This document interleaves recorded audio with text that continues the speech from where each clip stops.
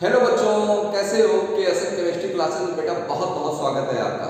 बच्चों, आज जो हमारा बायोलॉजी का टॉपिक है वो ऐसा टॉपिक है कि जो कि आपके कंपटीशन में लगाकर बोर्ड एग्जाम में भी ऐसे क्वेश्चन इनसे पूछे जाते हैं, इसलिए वीडियो को पूरा जरूर देखिएगा। ये एक बार में आपको समझ में आज आने वाला है। चलिए स्टार्ट करते हैं, लेट्स गो। चलिए आज हम बात करेंगे, सबसे पहले हम दो टॉपिक की केवल बात करने वाले हैं, मगर इन दो टॉपिक को आज क्लियर करके जाएंगे, ये 100% है। आज पहला टॉपिक हमारा ग्रीन हाउस प्रभाव है और दूसरा यहाँ क्या है, अम्लीय वर्षा।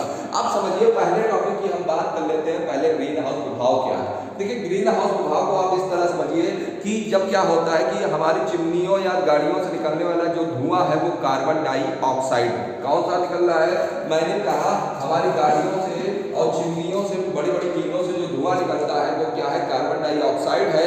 अब वो कार्बन डाइऑक्साइड क्या है, हमारी पृथ्वी और वायुमंडल के बीच में एक परत के रूप में बनी है। इतना समझ में आया।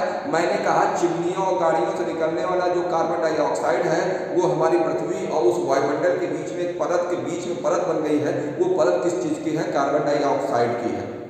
अब होता क्या है, सूर्य से आने वाली किरणें उसको भेदती हुई, कार्बन डाइऑक्साइड की परत को भेदती हुई पृथ्वी में आती है और पृथ्वी उस ऊष्मा को क्या करता है, सूर्य की जो ऊष्मा है, प्रकाश है, उसको क्या कर लेता है, अवशोषित कर लेता है। बात समझ में आ गई। यानी ये आपका वायुमंडल हो गया, ये हो गया कार्बन डाइऑक्साइड और ये क्या हो गई, पृथ्वी। ये क्या हो गई, पृथ्वी। ये क्या हो गया, कार्बन डाइऑक्साइड और ये क्या हो गया, वायुमंडल। ठीक है।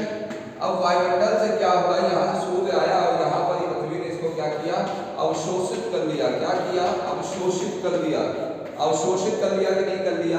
अब ध्यान दीजिए, जब शाम होती है तो वो पृथ्वी से ऊष्मा निकलती है और पुनः वायुमंडल की ओर जाती है, परंतु उसका वेग इतना कम होता है बेटा कि वो जब यहाँ से जाती है तो जाने के समय वो इसको, ये कार्बन डाइऑक्साइड की जो परत है इसको भेद नहीं पाती है।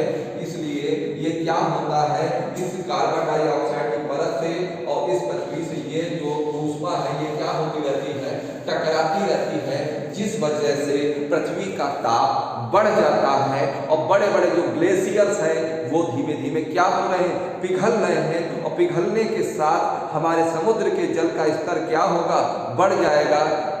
इसीलिए बड़ी बड़ी कंट्री जो है, सैन फ्रांसिस्को है, आपका शिकागो है, ये जैसी कंट्रीज ने गुहार लगाई है कि ग्लोबल वार्मिंग को बचाइए, नहीं मतलब आगे चल के बहुत हमारे लिए परिणाम, वो तो डूबेंगे ही, क्योंकि इस समुद्र के किनारे जितने भी राज्य हैं या देश है बसे हुए हैं, जब समुद्र का स्तर बढ़ेगा तो वो राज्य, वो देश क्या होंगे, डूब जाएंगे। उसके बाद किसकी बारी है, हमारी बारी है। तो इस ग्रीन हाउस प्रभाव के द्वारा केवल आपको ये समझाना है, ये टॉपिक तो आपके बोर्ड पेपर में इसीलिए रखा गया है ताकि आपको एजुकेशन के द्वारा से माध्यम से इसको बताया जा सके, जिससे आप समझें कि प्रकृति में क्या हो रहा है। तो ध्यान रखिएगा, ग्रीन हाउस प्रभाव को आप कैसे लिखोगे, आप लिखोगे सूर्य हमारी गाड़ियों से या चिमनियों से, मीलों आदि से निकलने वाला जो धुआं है, कार्बन डाइऑक्साइड है, वो वायुमंडल और पृथ्वी के बीच में एक परत की तरह कार्य करता है।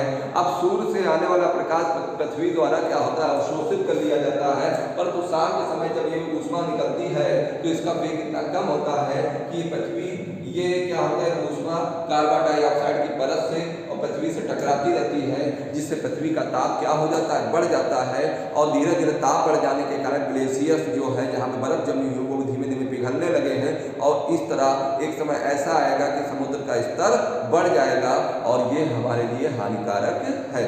इसी को कहते हैं ग्रीन हाउस प्रभाव।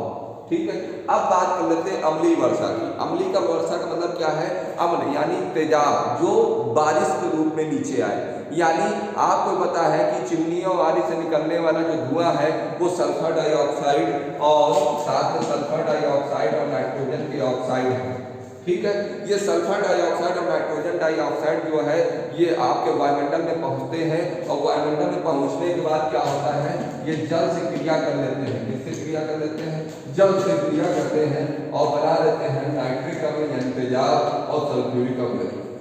अब ये सल्फ्यूरिक अम्ल और नाइट्रिक अम्ल क्या होता है, जल की बूंदों के साथ मिलकर पानी जो है, जल है, वो जो वर्षा है वो कहाँ आती है, पृथ्वी में आती है। इस तरह उसको जो पृथ्वी पर आती है, जिससे हमारे अगर शरीर में वो बूंद पड़ती है तो हमें जलन भी महसूस होती है। बड़े बड़े स्मारकों में पड़ेगी तो वहाँ की जो भवन है वो क्या होंगे, सफ़ेद से पीले हो जाएंगे, वहाँ संक्षारण हो जाएगा, पपड़ी बन के वो छूटने लगेगी। इसी को कहते हैं अम्लीय वर्षा।